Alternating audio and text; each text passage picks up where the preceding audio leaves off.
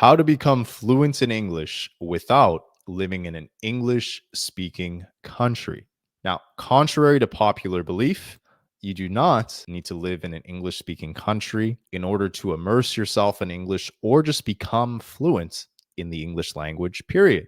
The first thing that is important to note is you need to find the reason why you want to learn English. You need to find your purpose for learning English because I promise you, if your purpose for learning English is not strong enough, then you will fail to learn English. It will not work.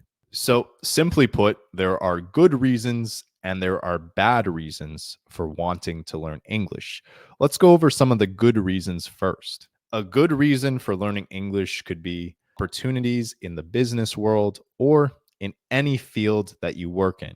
At the more advanced levels of most industries, people are fluent in English. So if you want more opportunities across the globe, then it is a good idea to learn English fluently.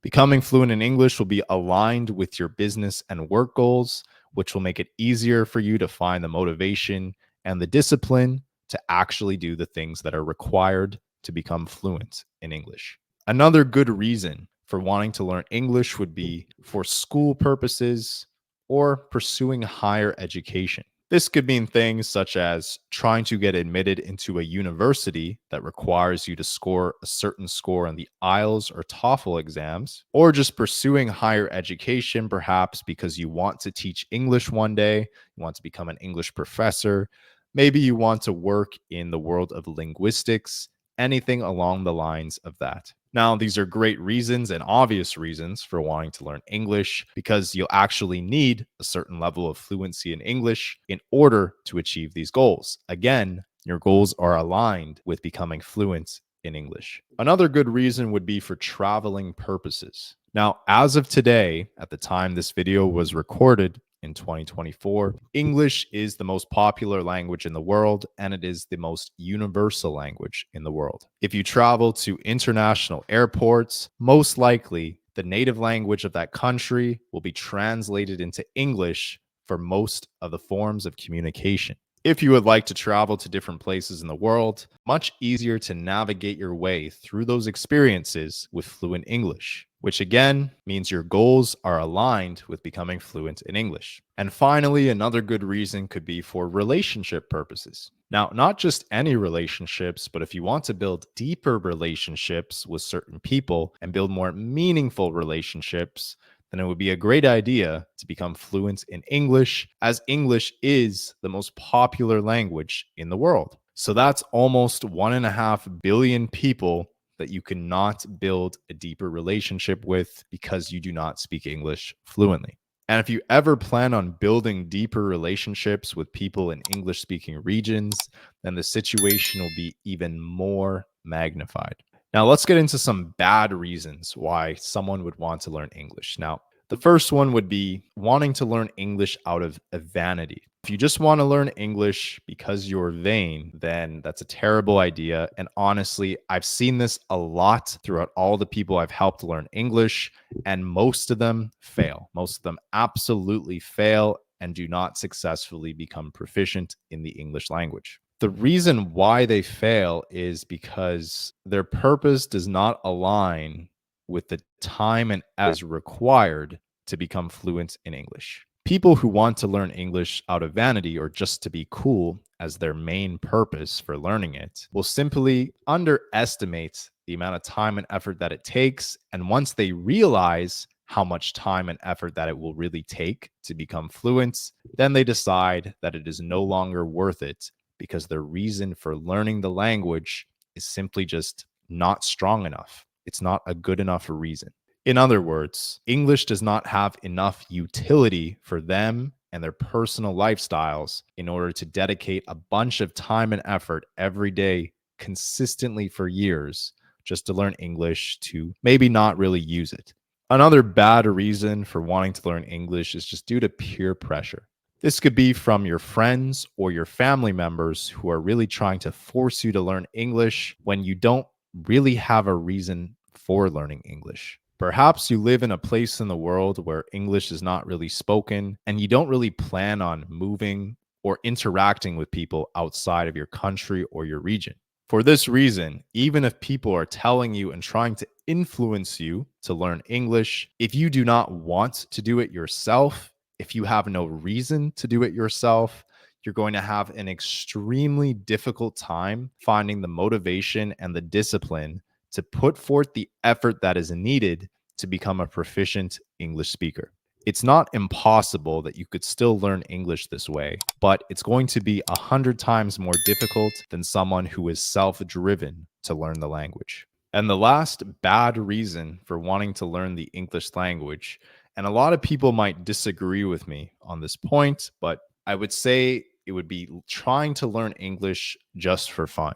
If you want to learn English just for fun, that's cool. That's nice. But if you don't really have a reason why you would need to use it in real life, you just want to learn it for fun, just in the background. Maybe you go on Duolingo for 5 or 10 or 15 minutes per day. It's going to be pretty difficult to actually become fluent. If doing it just for fun is your main reason why, again, it's going to be very difficult to dedicate a bunch of time and a bunch of effort and a bunch of difficult situations to become really fluent in English if you may not really use it in real situations and you're just doing it casually or leisurely. If you get joy out of doing 5 minutes of Duolingo every day, then that's cool. But just know you're probably not going to become fluent in English just doing that. Now, the second thing that you need to pay attention to are the struggles that you're likely going to face and need to overcome if you're going to learn how to become fluent in English without living in an English speaking country. Now, the first thing you'll need to overcome is obvious, and that is access to native English speakers. Without having direct access to native English speakers, depending on where you're living, then you should refer to some native English speakers online. This could come in two different forms. You could simply consume media, like social media content, by native English speakers and just observe how they communicate. However, a more practical way would be to find a real native English speaker online who's willing to dedicate their time and effort to helping you become fluent in English. This can be very difficult to do because if you go to free language exchange applications, you can find these native English speakers, but a lot of them are not going to be that serious or that invested in helping you. And not only will they not be very invested in helping you, they also might not even know how to. They may not even be qualified to help you become fluent in English. Because believe me, as a native English speaker, just being a native English speaker does not necessarily give you the skills to teach somebody how to learn a language, as a lot of native English speakers around the world don't have any experience learning any other language other than English. So when it comes to the fundamentals of language learning, someone who has successfully learned another language fluently will be a lot more qualified to give you advice on how to learn English. Another struggle that you'll have to overcome will be being comfortable being uncomfortable.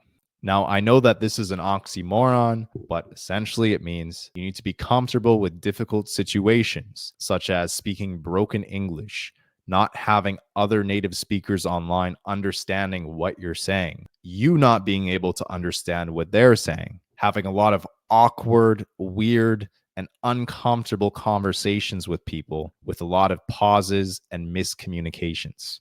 These are all things you're going to have to get used to, especially in the beginning when it comes to learning how to communicate effectively in English. And this leads to my final point, which are the strategies that you'll actually need to use in order to successfully become fluent in English without living in an English speaking country. Now, the first one is immersion. Now, you do not need to live in an English speaking country to immerse yourself in the English language. You could simply immerse yourself in English by just changing your phone settings into English and consuming all of your media in English and trying to communicate in English as much as possible with English speakers online. The next strategy would be consistent practice. As we discussed, you're going to want to practice every single day, 7 days a week, 365 days per year, consistently. Learning English is a lifestyle, which is why you need a very strong purpose for wanting to learn the language. The most important part about consistent practice, though, is focusing on the skills that are very tangible, which is mainly reading, writing, typing, and texting. Real forms of communication that manifest themselves outwardly. These skills are non negotiable and they're crucial to practice every single day, no matter what, if you want to see results over the long term. The next strategy is ensuring that what you're learning is actually relevant to your specific lifestyle. What you're learning needs to be relevant to what you do with your life. So, for example, if you're a basketball player, learn vocabulary about basketball. If you're a doctor, learn vocabulary about the medical field. If you're a coal miner, learn vocabulary about coal mines. And the final strategy that you'll need to use would be engaging and talking with native speakers. If you live in a region with high levels of tourism, then perhaps you can speak to native English speakers who come by for tourism. If this is not the case, then as we discussed, you're going to need to find some native English speakers online who are qualified to help you learn and become fluent in the English language. Believe me, I've tried literally every single language learning platform you could possibly think of online. And to tell you the truth, most of them are not good. Most of these applications are not going to make you fluent in English. They're just not. I'm sorry. However, there might be a few that I would recommend. One of the applications that I would recommend would be languatalk. The thing in my experience that was different on languatalk is that they paid far more attention to quality. Every single language tutor on languatalk goes through an intense vetting process so you know that they're actually qualified to teach you a new language. Whereas if you go to other platforms, you're taking on a big risk as the person who's teaching you a language there could just be some random guy who's trying to make quick money off of teaching their native language online. So with languatalk, you know that the person who's teaching the language is actually qualified, which is huge if you actually want to see results using real people to learn the English language. So you know that the language tutor that you sign up for on languatalk is actually qualified to help you become fluent in your target language. And to make it easier for the user, languatalk offers a free trial lesson with the tutor who you choose. So you can actually test it out before committing to anything. If you'd like to try a free trial lesson, I'll leave a link to languatalk somewhere in the description or the pinned comment down below. Now, to recap, how to become fluent in English without living in an English speaking country. Number one, you need to find your purpose for learning the English language. You need to have a good reason for learning English. Point number two, you need to be able to identify the struggles that you'll have to face and overcome. And finally, point number three, you need to know the specific strategies that you'll need to use to become fluent in English without living in an English speaking country. Now, if you're watching this and English isn't your first language, let me know in the comments if you currently live in an English speaking country or you don't live in an English speaking country. And I'll see you in the next video.